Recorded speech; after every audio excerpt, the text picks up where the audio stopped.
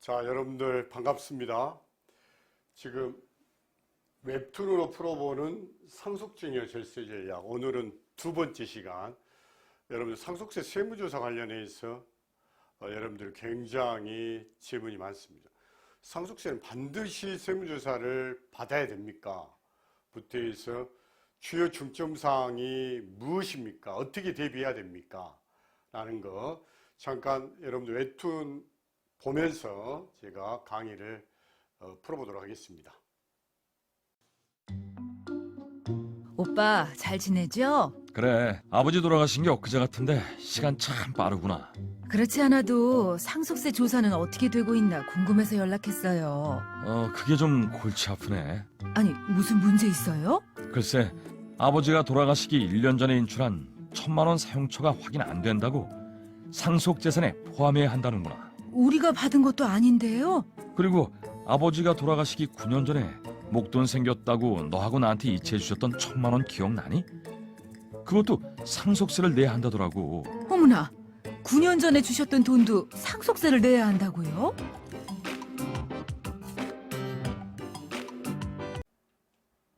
네, 여러분 웹툰 잘 보셨습니까? 웹툰에서는 현재 상속세 조사를 하고 있는데 남매의 이야기죠. 아버지가 돌아가시기 전 1년 전에 인출한 이 1,000만 원이 어디에 사용했는지 몰랐는데, 어디에 사용하는지 모르는데 과연 상속세에 어떻게 영향을 미치는지, 그리고 9년 전에 각각 인출한 이 1,000만 원이 세금에 어떻게 영향을 미쳤는지. 첫 번째는 어디에 사용하지 못했던 케이스고 1년 전에. 두 번째는 9년 전에 각각 1,000만 원씩 이체했을 때의 문제점을 물어보고 있습니다. 자, 여러분, 상속세는 세금이 나오면 그 조사를 한다 이렇게 보시면 돼요. 왜냐하면 부가 결정 항목이기 때문에 보통 신고를 하고 나서 보통 조사가 이루어진다. 이렇게 신고를 하거나 조사가 이루어진다. 보통 이제 그 상속재산 50억을 기준으로 해서 50억 이하이면 미치면 일선에서 하고요. 초과가 되면 지방청에서 조사를 한다. 이렇게 보시면 되겠습니다. 그 다음에 첫 번째 상속세는 상속공제라는 게 있잖아요. 상속공제. 배우자가 살아있으면 몇 억? 10억. 배우자가 없으면 몇 억? 5억이고요. 배우자 단독 상속인 경우에는 얼마? 7억이다. 그래서 배우자가 살아있는 경우에 최소한 10억이 넘어야지 상속세가 과세가 된다. 이렇게. 그 다음에 조사의 하이라이트는 무엇이냐, 여러분? 조사의 하이라이트는 금융거래에 있다. 금융거래가 핵심이다. 이렇게 보시면 되겠습니다. 자, 여러분들 첫 번째 사례에서 이렇게 보면, 자, 두 번째 사례에서, 자, 상속개시일이야. 상속개시는 아버님이 돌아가신 날이죠. 상속개시를 기준으로 해서 1년 전에 아버님이 1,000만 원을 인출했어. 현금으로 1,000만 원을 인출했는데 어디에 사용한지를 몰랐었을 때 여러분 어떻게 됩니까? 어떻게? 자, 상속세에서는 아버님이 돌아가시기 전에 일정 기간 이내에 아버님이 현금을 인출했다든가 채무를 부담했다든가 그런 경우에 상속인이 어디에 사용했는지를 소명하지 못하면, 아하, 생전에 현금으로 상속인에 증여한 걸로 봐서 상속재산으로 보겠다라는 거, 그걸 여러분 뭐라 한다? 상속 추정이라 한다. 아버님이 돌아가시기 2년 이내에 일정 금액을 초과해서 사용된 금액을 어디에 사용했는지를 소명하지 못하면 상속재산으로 보겠다라는 거예요. 무시무시한 규정이죠. 그래서 이 무시무시한 규정은 늘 기간을 두고 있어. 돌아가시더라도 몇 년 이내? 2년 이내. 그래서 2년 이내에 입증 책임은 누구한테 있어? 납세자한테 있다. 2년이 넘어간 거에 대한 입증 책임 누가 있다? 과세관청에 있다. 자, 입증 책임이 바뀐다는 거죠. 입증 책임. 이렇게. 이게 바로 상속 추정에 관련된 규정이다. 이렇게. 여러분 만약에 상속 추정 규정이 만약에 없어버리면 돌아가시기 전에 전부 다 현금 인출해서 상속재산을 줄일 수가 있기 때문에 이런 규정들이 현재 나와 있다. 이렇게 보시면 되겠습니다. 실제 상속세를 할 때 상속 추정 때문에 많은 상속인들이 어려워하죠. 아버님이 예를 들어서 기부도 할 수 있고 어디에 가서 현금을 쓸 수도 있고 근데 그 부분을 어디에 사용했는지를 소명하라 아주 무서운 규정이라고 볼 수가 있습니다. 자, 그 다음에 웹툰의 세 번째를 보시면 이게 있었어요. 자, 상속 개시일이다. 상속 개시일 현재 1, 2, 3, 9년 전에 아버지가 각각 남매에게 1,000만 원씩을 줬다라는 거예요. 1,000만 원씩을. 1,000만 원씩. 여러분들 실제 상속세를 신고한 상속조사대를 저희가 많이 하는데 보다 보면 일반적으로 금융은 10년치가 오픈이 됩니다. 10년치. 물론 제척기간은 15년이죠. 일반적인 상속증에는.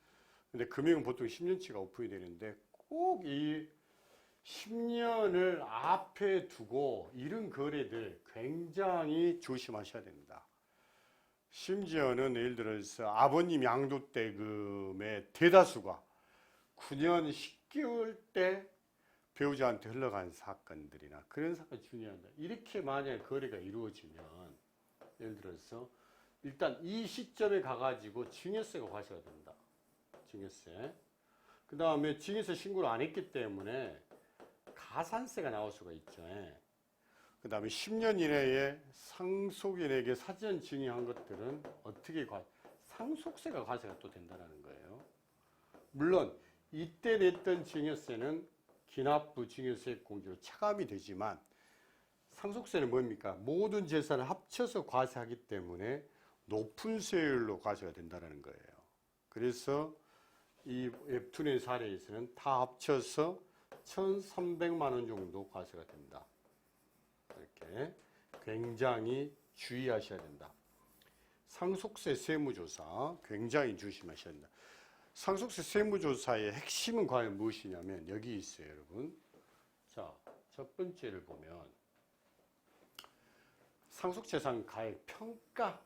예를 들어 부동산 시세도 늘 하한가에 상한가로 형성이 되어 있죠. 첫 번째가 비주거용 부동산 평가는 어떤 이슈가 있습니까? 요즘에는 감정가액을 적용해야 될지 아니면 말아야 될지 공시가 되지 않는 비주거용 부동산 감정가액 적용의 이슈가 있다. 감정가액 적용의 이슈가 있다. 그렇죠? 감정가액 적용의 이슈가 있다. 두 번째, 유사매매 사례가액. 이것도 굉장히 이슈가 되죠. 예를 들어서 평가기간. 유사매매 사례가액은 첫 번째가 평가기간 이내에 있느냐. 두 번째가 평가기간 외에 있느냐. 이렇게 나눠볼 수 있잖아요. 여러분들 증여인 경우에 평가기간은 언제부터 언제? 마이너스 6개월부터 플러스 3개월. 그 다음에 상속은 마이너스 6개월에서 플러스 6개월까지죠. 자, 그 외에는 어떻게 됩니까? 평가기간을 벗어난다는 마이너스 2년. 그 다음에 이쪽은 법정 결정 기한까지. 증여세는 플러스 9개월, 상속은 플러스 16개월까지. 그 다음에 유사 매매 사례가액을 현재 국세청에서 이렇게 공시를 하고 있지만 굉장한 좀 시차가 걸리다 보니까 신고일에 신고 기한까지 오픈이 되지 않는 거래에 대해서는 과연 어떻게 할 것이냐, 이런 이슈가 있다.